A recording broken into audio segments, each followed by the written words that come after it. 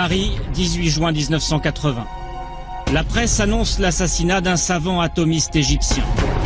Le professeur El Mechad a été retrouvé mort à l'hôtel Méridien, près de la Porte Maillot. Les indices sont minces. Pas d'arme du crime, aucune empreinte, pas de traces d'effraction. Crime crapuleux, affaire de mœurs, espionnage, mystère. Le même jour, à Jérusalem. Alors que la presse française échafaude toutes sortes d'hypothèses, la radio publique israélienne est visiblement très bien informée. Elle donne même ce qui pourrait être le mobile du crime. La victime était l'un des rares Arabes faisant autorité dans le domaine de l'énergie nucléaire. Sa mort va retarder d'au moins 2 ans la mise au point d'un armement atomique par l'Irak.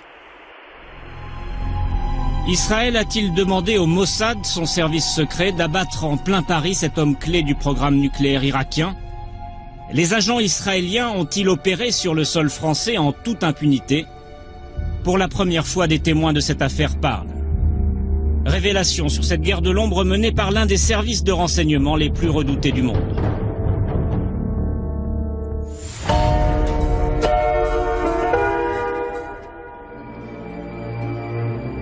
« 6 septembre 1975, Cadarache, dans les Bouches-du-Rhône.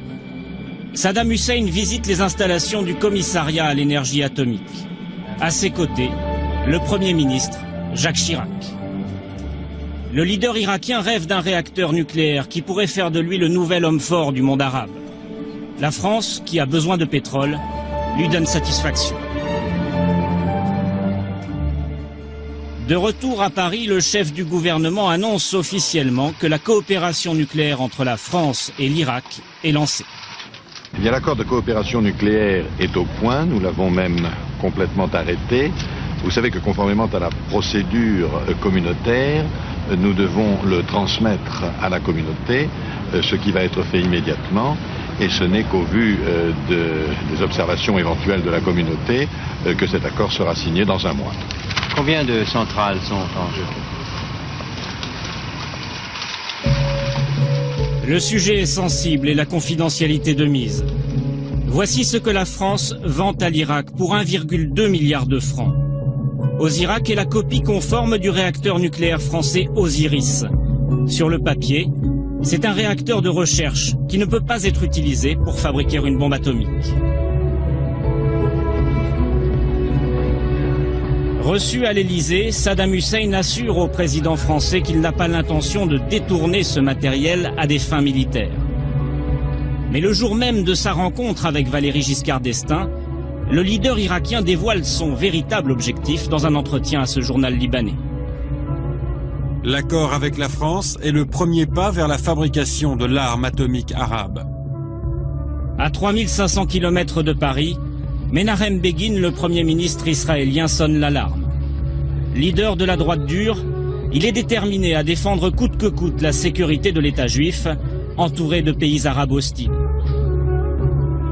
Arié Nahor, ici à gauche, était à l'époque son plus proche conseiller. Il se souvient de l'inquiétude de Menahem Begin au sujet d'Osirak. Begin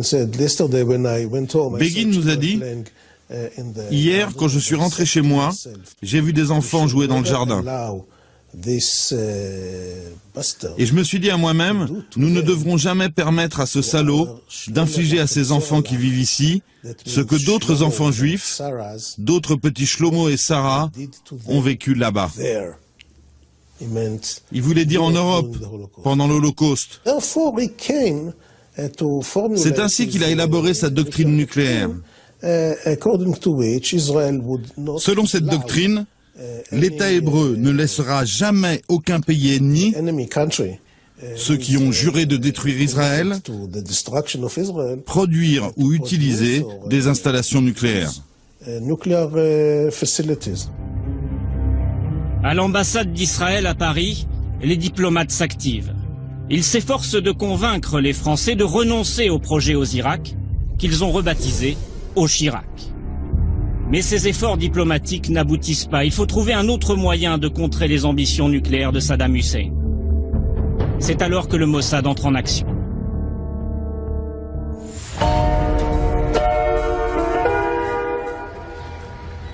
La Seine-sur-Mer, dans le Var.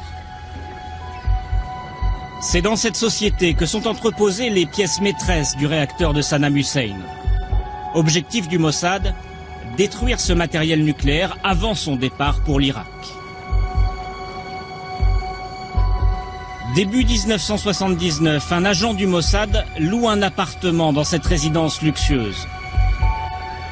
Elle est située à 2 km de l'objectif, distance idéale pour préparer l'opération sans se faire repérer. Après plusieurs mois d'observation, le plan est prêt. Le sabotage est prévu dans la nuit du 5 avril, 4 jours seulement avant l'expédition du matériel à Bagdad. Cet homme s'appelle Gad Shimron. À l'époque, c'est un agent opérationnel du Mossad. Il n'a pas participé directement à l'opération de la Seine-sur-Mer, mais il sait comment elle s'est déroulée. Dans la nuit du 5 au 6 avril 1979, l'opération est déclenchée. Pour pénétrer dans l'entreprise, les agents du Mossad doivent détourner l'attention des 3 gardiens qui surveillent le site. Le service secret utilise alors l'une de ses techniques habituelles. Il envoie sur les lieux une jolie femme. Au milieu de la nuit, ils ont monté une véritable scène de cinéma. Une très belle fille blonde manque d'être renversée par une voiture. Et elle commence à injurier le conducteur. Et du coup, tous les gardiens sont très occupés à regarder ce qui se passe dans la rue. Pendant que les gardiens observent la scène, un commando s'introduit dans le hangar numéro 3. Un bâtiment de 500 mètres carrés dans lequel est stocké le matériel irakien. Les artificiers placent leurs explosifs, munis de retardateurs.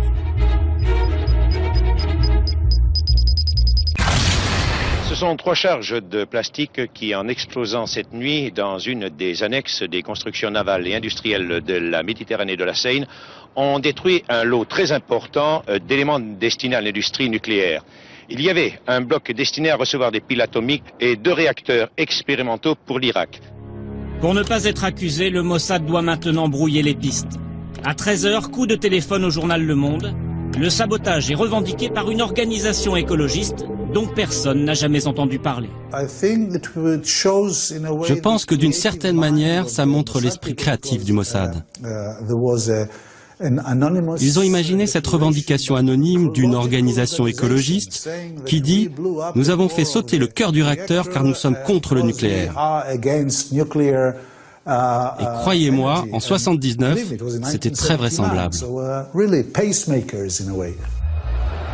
Au même moment, les écologistes manifestent dans le nord de la France. La crainte du nucléaire est dans l'air du temps. La revendication est crédible. À Bagdad, Saddam Hussein est furieux du sabotage de la Seine-sur-Mer. Il veut que la France reconstruise à neuf les pièces endommagées. Raymond Barre, le nouveau Premier ministre, se rend alors en Irak. Il assure au Raïs que les dégâts sont réparables en quelques mois. Cruelle déconvenue au quartier général du Mossad, dont les chefs pensaient retarder le projet de 2 ans. Il faut passer à l'étape suivante. Après le matériel, les services secrets israéliens vont maintenant viser les hommes.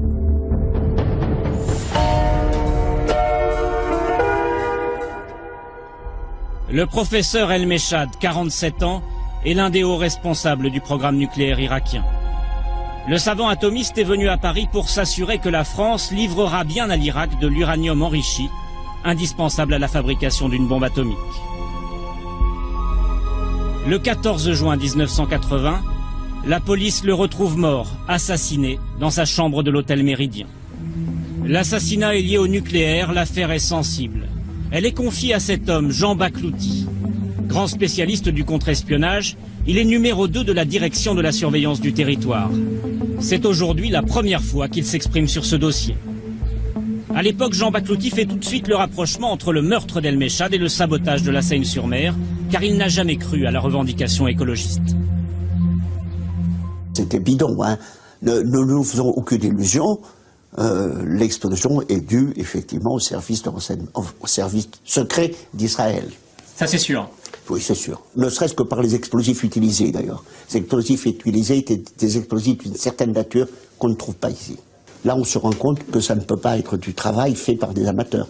Donc c'était signé, et c'était signé du Mossad. C'est signé du Mossad.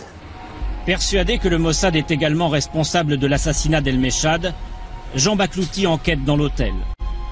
En interrogeant le personnel, il apprend que le savant n'était pas seul lorsqu'il a pris sa chambre au Méridien. L'établissement est fréquenté par de nombreuses call-girls qui vendent leur charme aux hommes d'affaires de passage pour quelques milliers de francs. L'une d'entre elles accompagnait El-Meshad, Marie-Claude Magal, 32 ans. Ce dont nous savons par le concierge de l'hôtel, c'est qu'elle est arrivée à l'hôtel avec Meshad, que c'est elle qui manifestement le guidait, que Meshad a retenu sa chambre à ce moment-là et pas avant. Donc, ce qui est assez inhabituel d'ailleurs pour des gens qui se déplacent comme ça, et que naturellement, elle a passé une partie de la nuit à l'hôtel avec lui. Jean Baklouti reconstitue très vite le scénario du meurtre. Les services secrets israéliens ont payé Marie-Claude Magal pour séduire El-Meshad et le conduire au Méridien. Une fois le savant endormi, la call-girl quitte l'hôtel, elle téléphone à son employeur et donne le numéro de la chambre, 90-41. Un tueur du Mossad passe alors à l'action. Il monte au 9e étage et se dirige vers la chambre de l'ingénieur. Le meurtre, particulièrement violent, fait plus penser à un crime crapuleux qu'à une opération de service secret.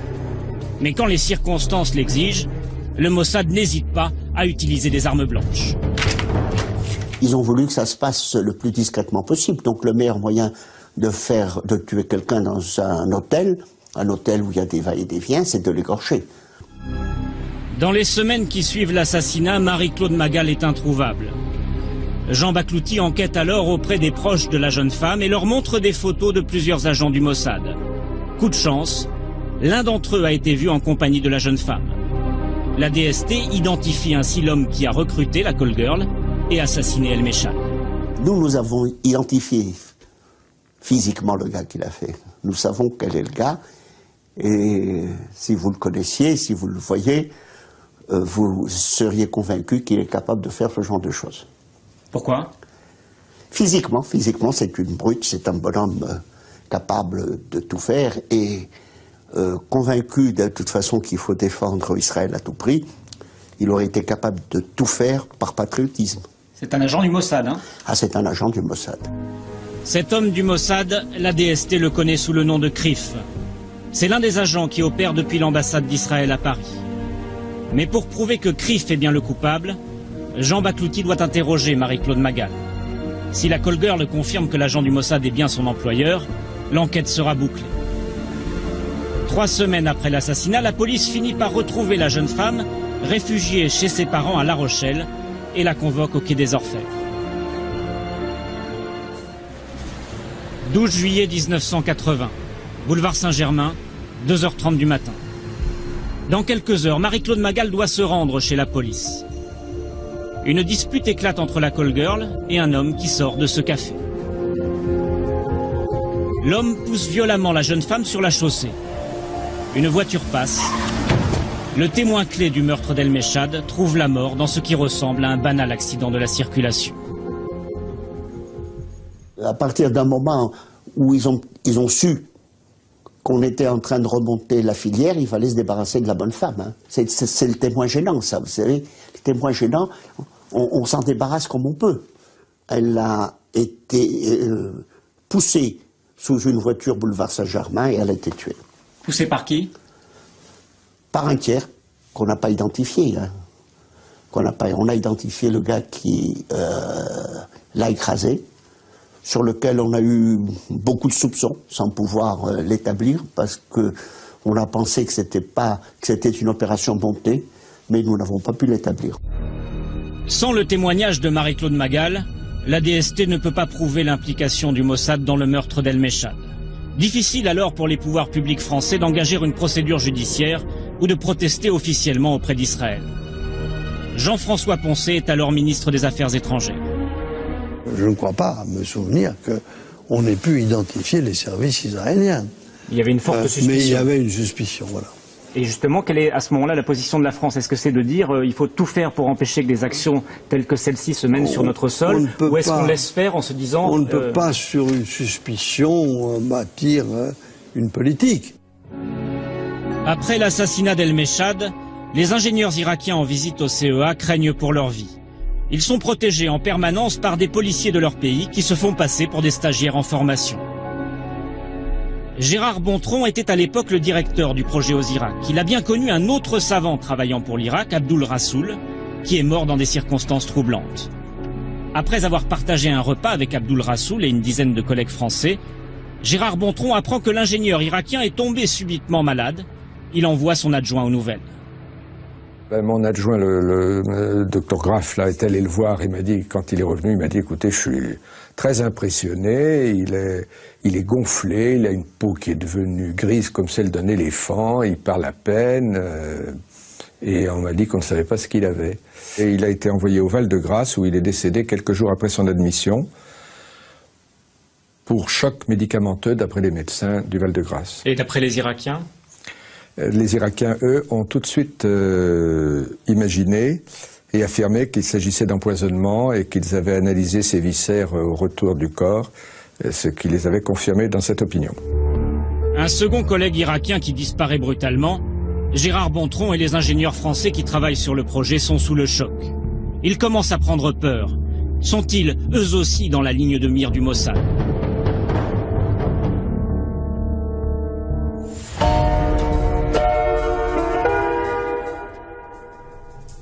7 août 1980. Une rue de Saint-Germain-en-Laye en région parisienne.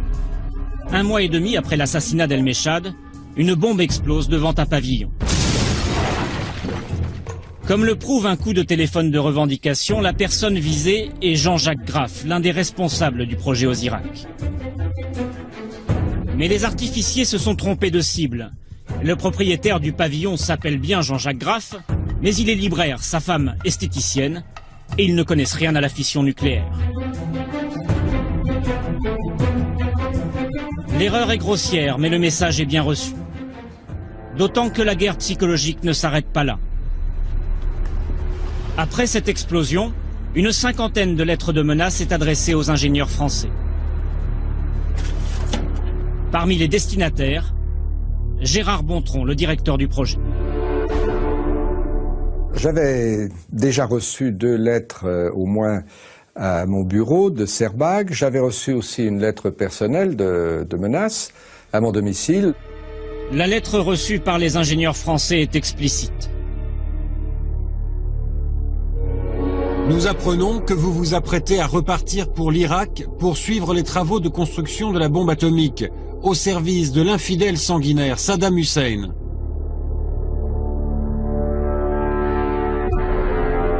Si vous décidez de récidiver, nous ne répondons plus de votre vie, de celle des membres de votre famille et de vos biens. C'est une bonne méthode pour empêcher les ingénieurs français d'aller en Irak. Vous n'avez pas besoin de les tuer, vous envoyez juste une lettre. Finalement, c'est très humain. Les lettres sont signées du Comité de sauvegarde de la Révolution, un groupe islamiste inconnu. Là encore, comme après le sabotage de la Seine-sur-Mer, il s'agit de brouiller les pistes en faisant croire, cette fois, à une action islamiste. Mais lorsqu'ils passent aux menaces téléphoniques, les agents du Mossad ont du mal à se faire passer pour des terroristes arabes. À 2 heures du matin, j'ai été réveillé par une personne qui, s'exprimant avec un évident accent arabe, a répété en gros les menaces qui étaient dans les courriers que j'avais reçus. Et je l'ai fait répéter pour essayer d'en tirer plus de renseignements, et l'accent arabe a disparu, puis il m'a dit « Oh, puis vous m'avez bien compris, terminé ». La ligne n'était pas sur écoute, impossible à l'époque de retracer l'appel. Pour les lettres de menace, en revanche, la DST trouve une piste. Les ingénieurs qui en sont les destinataires ont reçu le courrier juste avant de partir pour l'Irak, peu de temps après la réservation de leur billet d'avion. Nous nous sommes aperçus que c'était l'ordinateur d'Air France qui était piraté. On a retrouvé tous les listings, etc., avec les dates précises. Nous avons nos sources d'information aussi. Et nous avons su qu'effectivement, à partir de là, les lettres étaient rédigées à l'ambassade d'Israël. Vous saviez que le piratage venait de l'ambassade d'Israël, oui. Où le Mossad est également installé. Oui, automatiquement. Hein. La campagne d'intimidation conçue à l'ambassade d'Israël provoque une vingtaine de défections parmi les ingénieurs français. pas suffisant pour enrayer le projet aux Irak. Le Mossad va-t-il aller plus loin, mettre ses menaces à exécution en tuant des ingénieurs français? Cela n'a jamais été envisagé. Jamais. Pourquoi? Parce que nous n'étions pas en guerre avec la France. Nous voulions être amis de la France. Début 1981, malgré 2 ans d'action du Mossad sur le sol français, le réacteur irakien est presque terminé. Les services secrets israéliens ont retardé le projet de Saddam Hussein, mais ils n'ont pas réussi à y mettre un terme. Échec du Mossad?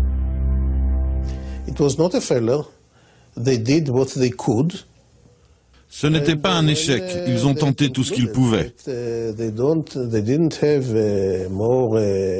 Et quand ils ont constaté qu'ils n'avaient plus d'autres moyens ou d'autres idées pour retarder le projet irakien,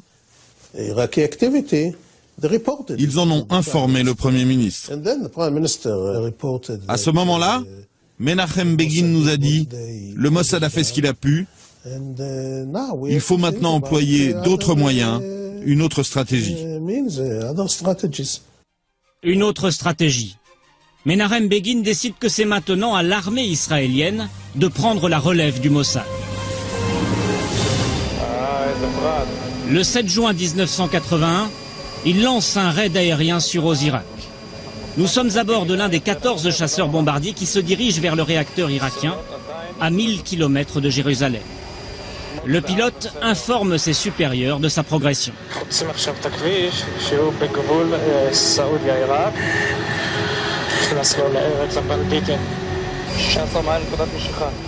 À 18h30, l'objectif est en vue. Les pilotes israéliens lâchent 16 tonnes de bombes sur Osirak.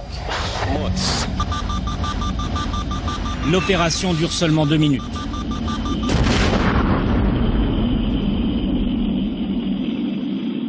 Un ingénieur français de 25 ans est tué lors de l'attaque.